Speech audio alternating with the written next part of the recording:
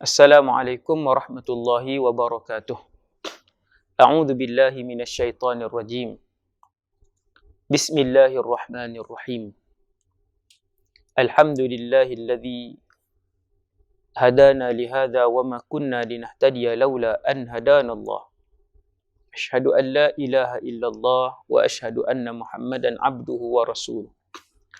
Wa safiyyuhu wa khaliluhu khairu nabiyyin arsalah. Arsalahu Allahu ilal alamin kullihi basyiran wa nadhira. Allahumma salli wa sallim wa barik wa azim wa an'im ala hadha an-nabiyil karim. Salatan wa salaman daimaini mutalazimaini ila yaumiddin. Rabbi shrah li sadri wa yassir li amri wahlul 'uqdatan min lisani yafqahu qawli. Allahumma hdi qalbi wa saddid lisani bihaqqi sayyidina Muhammadin sallallahu alaihi wasallam. Wa ba'd.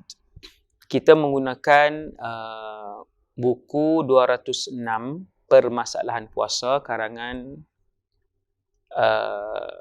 Al-Ustaz Muhadir Haji Jul hafizahullah.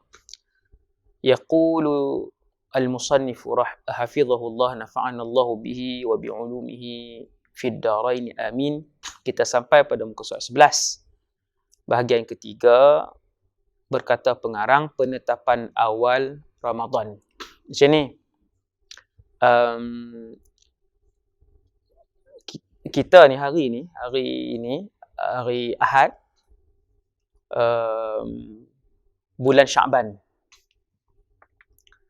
Macam mana kita nak tahu bahawa masuknya satu Ramadan? Mungkin ada orang boleh bagi jawapan mudah.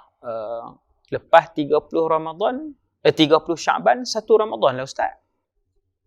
Maka belum tentu. Sebab nak tentukan masuk satu Ramadan ialah dengan cara sama ada ru'yatul hilal, nampak anak bulan. Ru'yah itu kenampakan, kelihatan anak bulan. Ru'yatul hilal, bila nampak anak bulan, maksudnya esok satu Ramadan. Kadangkala dia jadi Sya'ban tak cukup 30, jadi 29 saja. 29 Sya'ban, kemudian nampak anak bulan, maka esok itu adalah satu Ramadan. Kan? Esok tu masuk satu Ramadan. Okey. Kita tengok yang itulah secara ringkasnya yang dibahaskan di sini. Ada lebih kurang 9 soalan. Nombor 1, cara menentukan awal Ramadan. Ada 2 cara. Nak tentu masuk satu Ramadan, ada 2 cara. Dan satu lagi masalah ialah kadangkala satu Ramadan di Malaysia tak sama dengan satu Ramadan di Syria. Satu Ramadan di Indonesia tak sama dengan satu Ramadan di Thailand, bahkan kadang-kadang, walaupun Asia Tenggara. Begitu. Jadi ada yang lambat sehari, ada yang awal sehari. Untuk menetapkan, dalam ni ditulis thubut, thubut awal Ramadan, maksudnya masuk ataupun tetap awal Ramadan, satu Ramadan. Awal Ramadan tu satu Ramadan. Yang pertama, melihat anak bulan. Ruqyah. R-U-K, ruqyah. Dia bukan ruqyah, dia bukan ruqyah, dia ruqyah. Ra, hamzah. Hamzah alal waw. Ra, hamzah alal waw. Ya, al-marbutah, ta'nis. Melihat anak bulan, ruqyah, yang dilihat oleh sekurang-kurangnya seorang saja. Saksi yang adil dan dia mengakuinya. Saksi itu mesti adil dan dia mengakuinya. Jadi di Malaysia, apa yang berlaku di setiap negeri, jabat-jabat agama setiap negeri, ahli-ahli majlis fatwa, mereka bahagi tempat. Setiap negeri ada tempat-tempat tertentu untuk melihat, meneropong anak bulan. Contoh di Kedah ni, di Menara Telekom di Al-Ustaz, di Bukit, di Pulau Sayak, Kota Kuala Muda. Itu antara tempat yang bila sampai tarikh, macam bulan ni, akhir bulan Sya'ban ini, Mereka akan pergi tempat tu. Mereka akan pergi dan melihat di sana. Kalau kelihatan, maka puasa. Kalau tak kelihatan, esok tu tidak puasa lagi. Begitulah ditetapkan. No? Dan Alhamdulillah di Malaysia ni, dia punya sistem dia, kan, setiap negeri melakukan acara melihat tersebut di tempat masing-masing, dan kemudian mereka buat keputusan lah, yang seterusnya diumumkan oleh penyimpan Muhur Besar Raja-Raja lah. Kemudian tu yang pertama, seorang saksi cukup. Nombor 2, sempurna hitungan bulan Sya'ban 30 hari. Yang ni dengan cara hisab, kiraan. Yang pertama tadi dengan ru'yah, melihat anak bulan, meneropong anak bulan, melihat pun boleh. Ataupun yang kedua dengan cara hisab. Hisab ni ialah kita kira cukup Sya'ban 30 hari, esokkannya tu tak boleh buat fatwa dah, tak boleh ijtihad dah. Bila cukup Sya'ban 30 hari, esok tu wajib 1 Ramadan. Dia tak ada 31 Sya'ban. Takkan berlaku, mustahil. Tuan-tuan, bulan Islam tak ada 31. Itu kaedah. Daripada Muharram, Safar, Rabiul Awal, Rabiul Akhir, Jamadil Awal, Jamadil Akhir, Rejab, Sya'ban, Ramadan, Syawal, Dzulqa'dah, Zulhijjah, takkan ada 31. Sama ada 29 ataupun 30. Nak sabit 1 Ramadan sama ada dengan melihat anak bulan, ataupun yang kedua cukup 30 hari bulan Sya'ban. Maka keesokan tu mesti 1 Ramadan. Sama macam nak tentukan 1 Syawal pun ada 2 macam itulah cara. Kemudian hakim syar'i wajib terlebih dahulu membuat pengumuman adanya keputusan ru'yah tersebut. Maka di Malaysia ni prosedur dia negeri, hakim syar'i, kemudian diumumkan oleh keputusannya oleh penyimpan Muhur Besar Raja-Raja lah. Maka wajiblah semua orang Islam yang berada dalam lingkungan satu matla', ittihadul matla', kesamaan matla', tempat terbit anak bulan daripada tempat bulan dilihat untuk berpuasa. Bila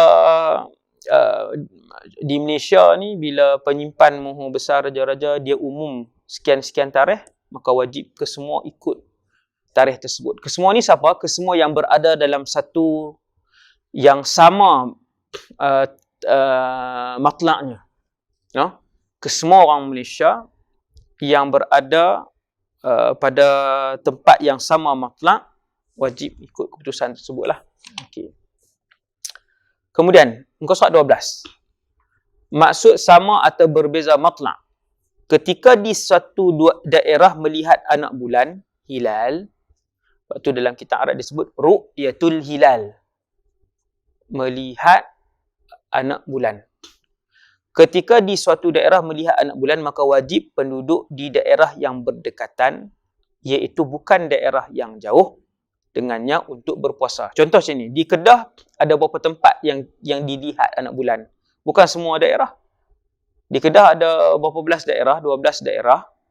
Adakah semua daerah ada tempat untuk melihat anak bulan? Tidak. Sebab tu pengarang Syekh Ustaz Muhadir sebut, ketika satu daerah melihat anak bulan, semua daerah yang berdekatan, yang dekat, wajib untuk mereka berpuasa juga. Di Kuala Muda ada, di Yan mungkin tak ada, di Sik ni saya sebut Kedah lah sebab rakaman kuliah ni di Kedah kan. Okey, tuan-tuan. Jadi yang berdekatan tu wajib berpuasa juga sebab daerah sebelah nampak anak bulan. Jarak yang jauh boleh diketahui dengan berbeza tempat muncul dan tempat tenggelam matahari dan bintang-bintang. Nak kata dekat dengan jauh tu apa dia? Bila sama matlak, maksudnya itu dekatlah. Kalau berbeza matlak, iaitu berbeza tempat muncul dan tenggelam matahari, maka itu berbeza matlak. Bila berbeza matlak, itu jauhlah bermaksud. Berbeza matlak, maksudnya daerah itu jauh. Berkongsi matlak ataupun sama matlak, maksudnya tempat itu ataupun daerah itu dekat. No? Kita dengan Indonesia contohnya. Indonesia. Sulawesi contohnya. Boleh jadi kadang-kadang berlaku perbezaan hari mula berpuasa. Boleh jadi. Kerana apa? Kerana berbeza matlak. Okey. Apa yang dimaksudkan dengan berbeza matlak antara dua daerah yang berjauhan ialah sekiranya matahari dapat dilihat di satu daerah, di daerah satu lagi orang belum terbit matahari. Kan? Berbeza yang jauh. Perbezaan yang sangat banyak. No? Perbezaan yang sangat banyak. Selalu itu antara ukuran untuk mengetahui dekat atau jauh berbeza matlak itu. Sama matlak pula bermaksud matahari dan bintang sama waktu terbit dan tenggelam. Kita dalam Malaysia ni samalah, cuma dia perbezaan yang sedikit saja. Okey. Perbezaan penentuan awal Ramadan dan awal Syawal. Soalan nombor 3. Untuk tentu masuk satu Ramadan, mula puasa cukup dengan berapa saksi? Seorang. Syarat saksi itu mesti Islam dan mesti adil. Nah, fiqh. Adil ni tidak melakukan dosa besar, tidak melazimi dosa-dosa kecil, gitulah. Adil. Mesti Islam, mesti adil. Seorang aja untuk tentu satu Ramadan. Untuk tentukan satu Syawal pula, untuk menentukan Ramadan sudah berakhir dan bermulanya Syawal, satu Syawal perlu kepada dua saksi, Islam dan adil. Selesai. Itu soalan yang ketiga. Okey, soalan yang keempat. Antara ru'yah melihat anak bulan dengan hisab, yang manakah didahulukan? Mana yang lebih kuat? Ru'yah ke hisab? Ru'yah itu kelihatan anak bulan, hisab itu yang kira cukup berapa hari itu. Kira bagi cukup 30 Sya'ban untuk menentukan satu Ramadan, ataupun kira bagi cukup 30 Ramadan untuk menentukan satu Syawal. Itu hisab. Satu Syawal. Itu hisab. Antara ru'yah dengan hisab, yang manakah didahulukan? Apabila berlaku pertembungan antara ru'yah dan hisab, hendaklah didahulukan ru'yah. Pendapat ini adalah riwayat Imam Ibn Qasim dan Imam Ar-Ramli. Dan ini adalah pendapat mu'tamad dalam mazhab Syafi'i. Soalan kelima, muka surat 14. Ketetapan daripada pihak berwajib seperti Jabatan Mufti atau Jabatan Agama Islam negeri-negeri. Contoh, di Malaysia staf dan anggota Jabatan Mufti, Ahli Majlis Fatwa, Jabatan Agama Islam, mereka ni lah yang akan pergi ke tempat-tempat melihat anak bulan ni setiap tahun. Sampailah tahun ni, ini Sya'ban, mereka akan pergi tengok. Tahun ni pun sampai tarikhnya, mereka akan pergi melihat,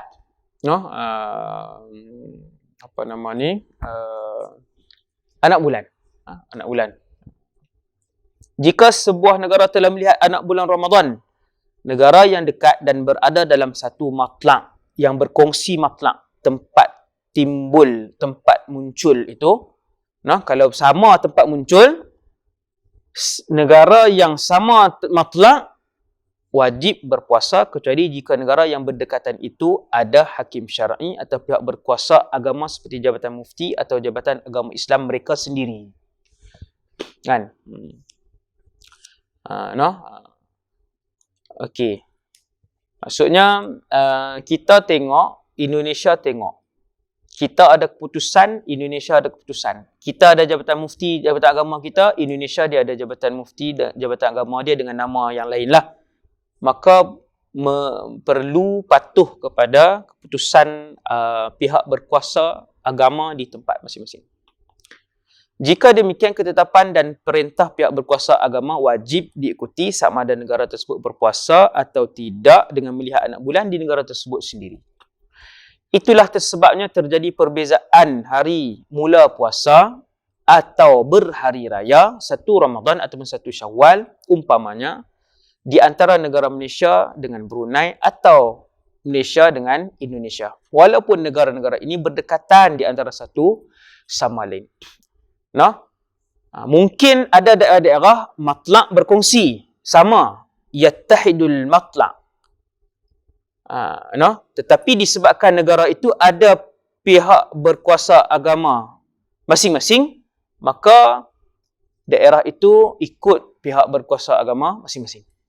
Itu yang nak disampaikan di sini, di soalan mukdimah ni.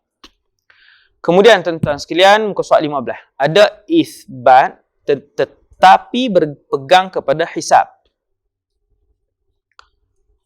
Ada isbat tetapi berpegang kepada hisab.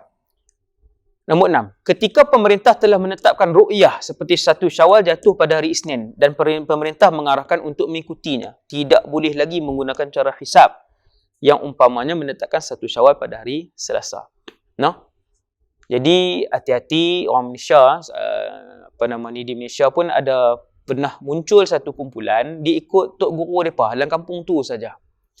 Dan semestinya tok guru tu bukan tuan guru yang berilmu dan fiqah. Tidak berilmu dan tidak fiqah lah. Mereka buka puasa pun tak sama.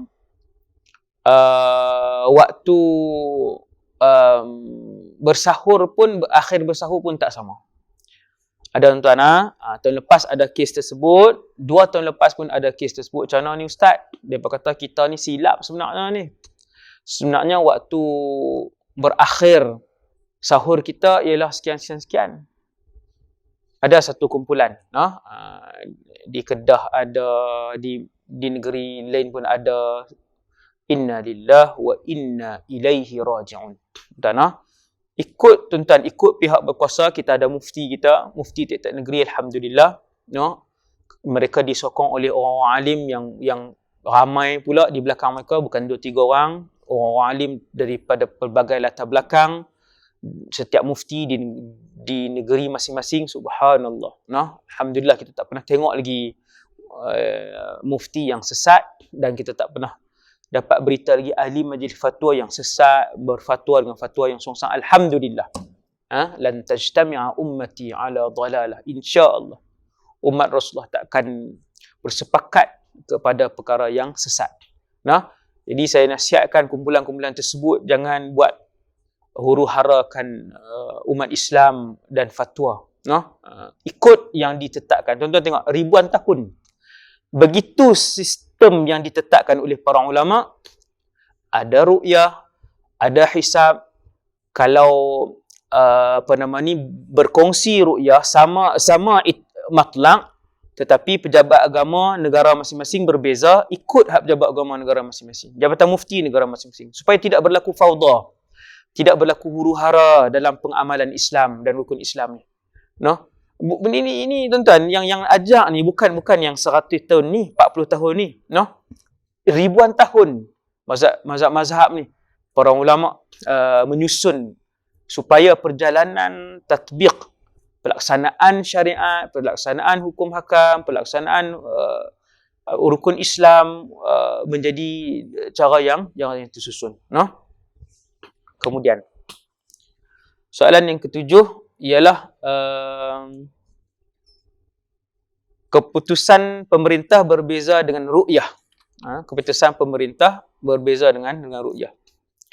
Macam mana pula? Wajib untuk daerah yang berada dalam satu matlak, ittihadul matlak, dengan tempat terjadinya ru'yah mengikut keputusan pemerintah. Kok mana pun tuan-tuan, ikut keputusan pemerintah tu maksudnya, tuan-tuan jangan bayang, pemerintah tu fasik. Tuan-tuan, selalu yang di Malaysia ni, praktikal di Malaysia ni, alhamdulillah, yang buat keputusan tu pejabat agama, jabatan mufti yang disokong oleh ni. Jangan risau, alhamdulillah. Masih terjaga. Kemudian barulah dipasingkan ke atas, diumumkan oleh pemegang besar muhur-muhur. Pemegang besar muhur-muhur pula dah. Dia ni. Penyimpan muhur besar raja-raja. Okey nah, tuan. Okey. Ikut keputusan pemerintah. Okey, kemudian Soalan yang ke-8, saya tinggalkan beberapa baris. Ada yang saya tinggalkan beberapa baris tu sebab dah sampai maksudnya tu. Saya tinggallah beberapa baris yang kita tak baca. Melihat anak bulan dengan teleskop. Menurut kitab Irsyadul Millah, Irsyadu Ahlil Millah, melihat anak bulan dengan teleskop boleh dijadikan cara atau jalan untuk memastikan masuk bulan Ramadan kerana apa yang dirakamkan oleh teleskop, apa yang kita tengok melalui teleskop tu adalah bentuk hilal yang sebenar. Dia bukan teleskop ni dia edit pula gambar tu, tidak. Teleskop ni kan bila kita tengok tu, kalau nampak tu anak bulan lah tu yang nampak tu, dia bukan bulan lain ke macam mana, bukan. Inilah pendapat Syed Basri dan lain-lain. Kemudian soalan yang terakhir untuk bab 3 ni, mimpi penentuan awal atau akhir bulan Ramadan. Bermimpi. Ijma' ulama mengatakan bahawa khabar daripada mimpi tidak dapat dijadikan hujah dalam penentuan awal atau akhir bulan. Walaupun khabar daripada mimpi itu datang daripada Nabi. Bukan tidak percaya kepada Nabi, tetapi mungkin orang yang bermimpi itu tidak faham apa yang sebenarnya dimaksudkan oleh Nabi sallallahu alaihi wasallam dalam khabar baginda kepadanya. Tuan-tuan, mimpi siapa-siapa pun, dia mimpi itu bukanlah al-adillah asy-syar'iyyah. Dia bukan dalil syar'i. Tak faham macam ni. Mimpi bukan sumber untuk mengeluarkan hukum. Sumber untuk dijadikan hujah mengeluarkan hukum. Bukan. Mimpi. Sumber untuk rujukan hukum, mengeluarkan hukum, Quran, hadis, ijma', qiyas, istihsan, masalihul mursalah, amal ahli Madinah, syar'u man qablana, saddud dhara'i', yang tu. Tuan-tuan, yang tu adalah al-adillah asy-syar'iyyah. Kalau al-adillah asy-syar'iyyah al-muttafaq 'alaiha, Quran, sunnah, ijma', qiyas. Di sisi ahlu sunnah lah. Di sisi ahlu sunnah wal jamaah. Mimpi ada termasuk daripada dalil syarak ni? Tak ada. Mimpi tiada. Walaupun kita mimpi Nabi beritahu esok puasa, boleh tak dijadikan sandaran untuk dijadikan dalil? Tidak. Yang pertama, macam mana kamu tahu itu Rasulullah? Itu satu. Yang kedua, bukan kita tidak percaya kepada Nabi kalau betul itu Rasulullah, tetapi kita tidak faham maksud sebenar yang disampaikan oleh Nabi dalam mimpi tersebut. So, untuk pengetahuan saya dan kita semua, mimpi bukan sumber hukum. Baru-baru ni viral mimpi ubat coronavirus, ubat COVID-19. Subhanallah, subhanallah. Hasbunallah wa ni'mal wakil. Pakat order, tuan-tuan, pakat order. Dalam Lazada pula tu, Shopee ke Lazada, ada pula tu jual. Berebut-rebut order pesan daripada Mekah, Madinah. Maka yang itulah yang kita takut apabila umat Nabi Muhammad bergantung kepada mimpi untuk dijadikan panduan hidup beramai-ramai. Rasulullah sallallahu alaihi wasallam sekiranya benar, Nabi mai bagi nasihat, maka itu untuk orang yang dinasihatkan. Bukan untuk dijadikan sebagai kayu ukur untuk ditatbikkan kepada semua orang, tidak. Jadi sekadar tu dulu untuk bab yang ketiga. Assalamualaikum warahmatullahi wabarakatuh. Kita masuk bahagian keempat, kitab 206 permasalahan puasa karangan Ustaz Muhadir Haji Jul. Niat puasa ni nak cakap tentang niat puasa. Semua ulama sepakat, ittifaq mengatakan bahawa wajib berniat puasa, sama ada puasa itu wajib seperti puasa Ramadan atau puasa sunat seperti puasa sunat hari Isnin dan Khamis. Semua ulama sepakat. Ittifaq ni sepakat para ulama Syafi'iyah. ittafaqa dengan ajma'a. Tak payah bahas lah tu. No? Kat ijma' maksudnya semua ulama mazhab-mazhab lain lah. Kalau ittifaq ni ulama-ulama Syafi'iyah sepakat bahawa wajib niat puasa. Apa hukum niat puasa? Wajib. Kalau puasa sunat, wajib. Kalau puasa Ramadan, kalau puasa yang fardu pun wajib. Puasa sunat pun wajib niat, puasa fardu pun wajib niat. Cuma puasa sunat siang hari pun boleh sebelum tergelincir matahari, sebelum zuhur. Itu perbezaan tempoh untuk niat antara puasa sunat dengan puasa fardu, kan? Cuma persamaannya ialah puasa sunat pun wajib niat, puasa fardu pun wajib niat. Itu persamaan dia. Selesai. Soalan nombor 2. Menentukan jenis puasa dalam niat. Wajib tak tentu jenis puasa? Puasa Ramadan, fardu Ramadan, puasa nazar, kena sebut tak? Hukumnya melihat kepada jenis puasa. Yang pertama, puasa wajib seperti puasa Ramadan, atau nazar, atau kafarah. Ini semua yang wajib.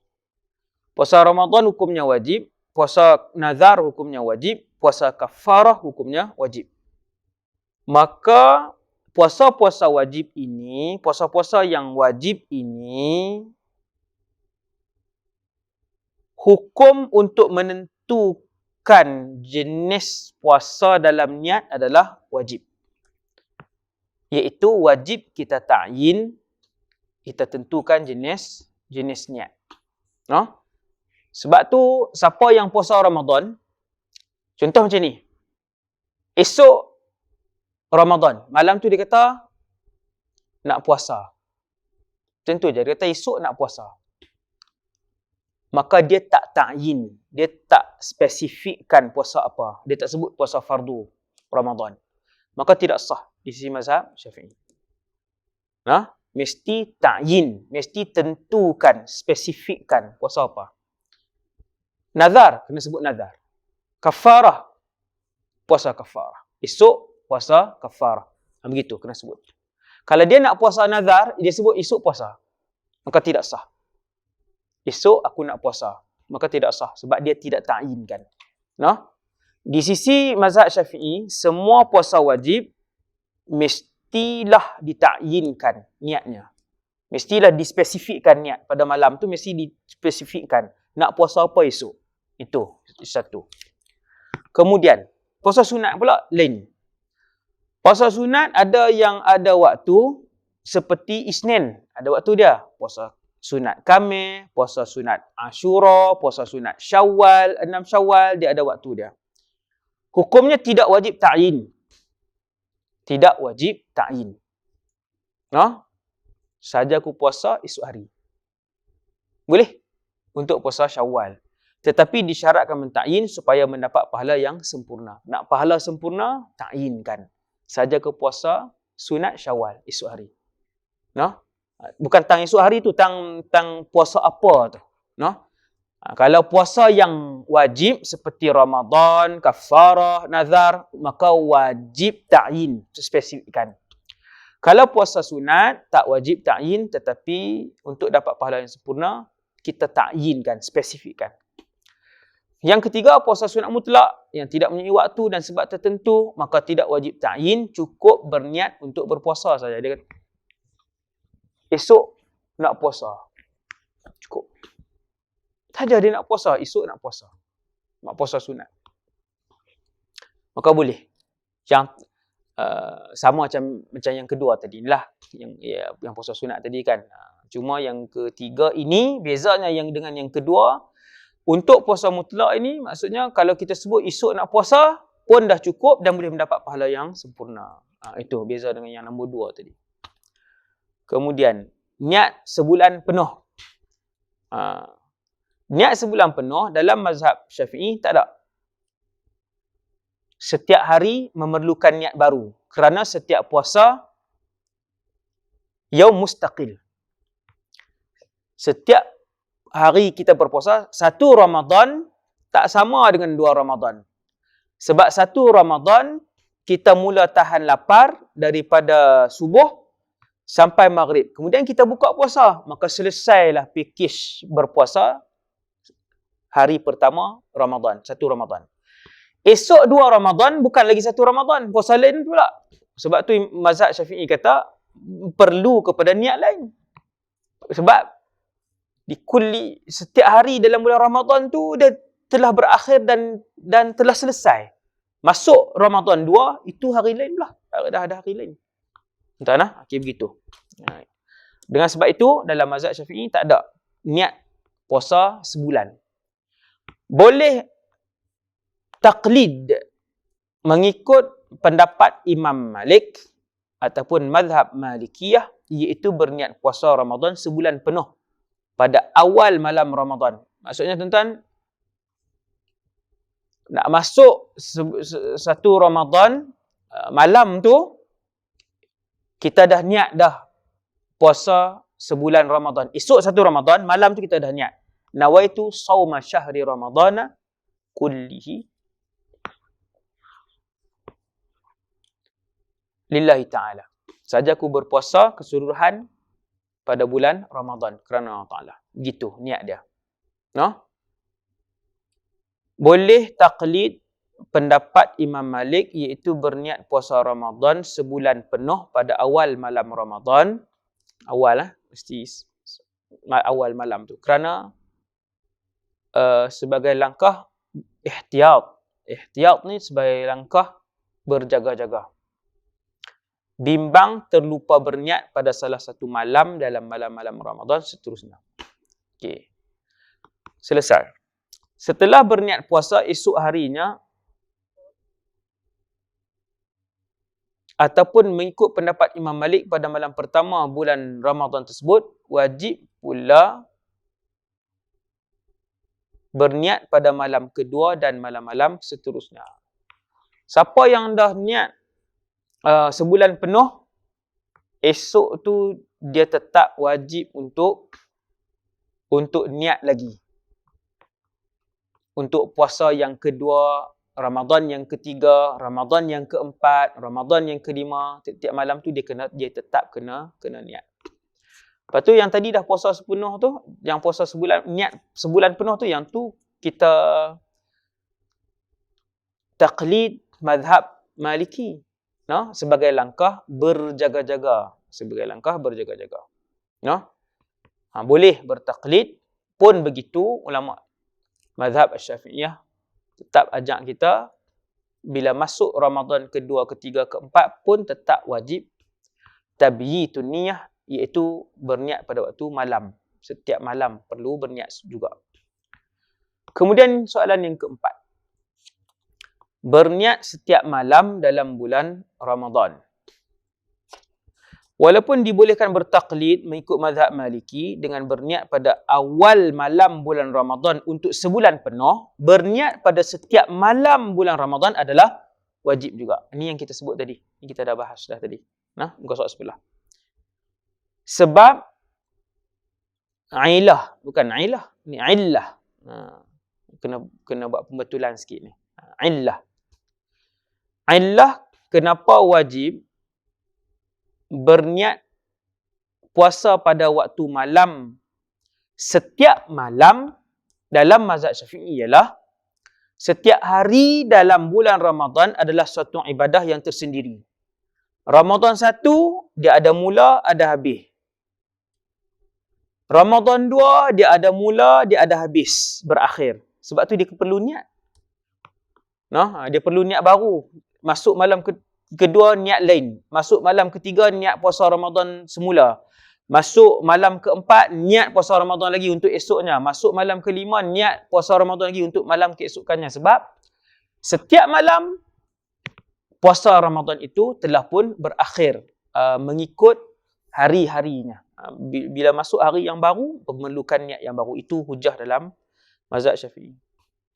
Dalam mazhab Syafi'i ialah setiap hari dalam bulan Ramadan adalah suatu ibadah yang tersendiri atau terpisah-pisah yang tidak ada kaitan dengan hari sebelumnya atau selepasnya. Sebagai contoh, puasa hari ini tidak boleh dikatakan batal kerana puasa semalam atau esok harinya batal. Apa bukti hujah di sisi mazhab Syafi'iyah bahawa puasa hari ini dia tak ada kena-mengena dengan puasa semalam? Antara hujahnya ialah seseorang yang batal puasa pada hari Ahad, hari Isnin takkan dikatakan batal juga. Ahad lah. Puasa Isnin, puasa Selasa. Itulah hujahnya. Kemudian, yang kelima. Yang kelima dan yang terakhir, lupa niat pada waktu malam. Tabyid. Apa maksud tabyid? Niat pada malam hari. Itulah tabyid. Seseorang yang terlupa berniat puasa pada malamnya, tidak sah puasanya. Malam tadi dia tak niat, tak sah. Nah, jadi satu orang yang nak berpuasa esok hari, dia kena niat malam tu. Dia tak boleh lepas subuh. Dia mesti niat bermula selepas maghrib sampai sebelum subuh. Itu bahasa mudah. Contoh, esok Isnin. Contoh, esok Ramadan. Tak kira lah berapa Ramadan. 6 Ramadan ke, 1 Ramadan ke, 18 Ramadan ke. Esok Isnin Ramadan. Bila dia boleh niat, tabyid itu bermula bila? Tabyid itu bermula lepas daripada maghrib. 7.30 contohnya maghrib. Start 7.30 sampailah subuh, dia boleh niat. Aku nak puasa Ramadan esok. Contohnya, secara spesifik lagi, kita kata maghrib 7.23, maka dia boleh start puasa, niat untuk tabyid, niat puasa 7.23 tu, sampailah esok subuh pukul apa? Subuh 6-7 minit. Sampai pukul 6. Sebelum 6-7 minit, sampai pukul 6 minit, dia masih boleh berniat. Itu sepanjang tempoh tu. Untuk berpuasa. Seorang yang terlupa berniat puasa pada malamnya, tidak sah puasanya. Dalam pada itu, dia hendaklah imsak. Iaitu, contoh dia lupa. Sampai masuk dah siang apa semua, bangun-bangun pukul 6.30. Dah masuk subuh. Sahur pun tidak, sahur tak apa, sahur sunat. Dia pun bangun-bangun, dia kata semalam tak niat langsung. Tak terlintas langsung untuk puasa hari ni, tak teringat langsung, terlampau letih, terlupa nak niat. Hendaklah dia boleh makan tak? Hendaklah dia imsak. Apa maksud imsak? Menahan diri untuk makan dan minum. Sama seperti orang berpuasa sebagai denda terhadap lupanya itu, dan dia wajib menggantikannya selepas Ramadan. Hari itu dia tak boleh puasa. Kalau dia puasa pun tidak sah sebab dia tak tabyid niyah. Dia tidak niat pada malam hari. Dan pada hari itu juga dia tak boleh makan dan minum seperti orang lain. Wajib imsak. Tapi adakah dia dikira berpuasa? Tidak. Dia wajib qada. Walau bagaimanapun jika dia berniat pada waktu paginya dengan mengikut mazhab Hanafi, puasanya sah kerana mengikut mazhab Hanafi boleh berniat sebelum masuk waktu zuhur. Ini Ustaz Muhadir dia bubuh pendapat, salah satu pendapat daripada mazhab Hanafi. Ini kalau saya sebut ni sekali pakat duk guna hak ni pula kan. Dalam mazhab Hanafi boleh niat sampai sebelum tergelincir matahari, iaitu zuhur. Puasa Ramadan? Ya, puasa Ramadan. Contoh dia jaga pagi tu 6.30. Dah habis dah waktu untuk niat. Dia pun kata, semalam tak niat langsung, tak ingat langsung. Macam mana nak buat ni? Taklid mazhab Hanafi, boleh niat puasa Ramadan pada hari itu sebelum tergelincir matahari. Apa maksud tergelincir matahari? Sebelum zuhur. Wallahu ta'ala alam. Alhamdulillahirabbil alamin.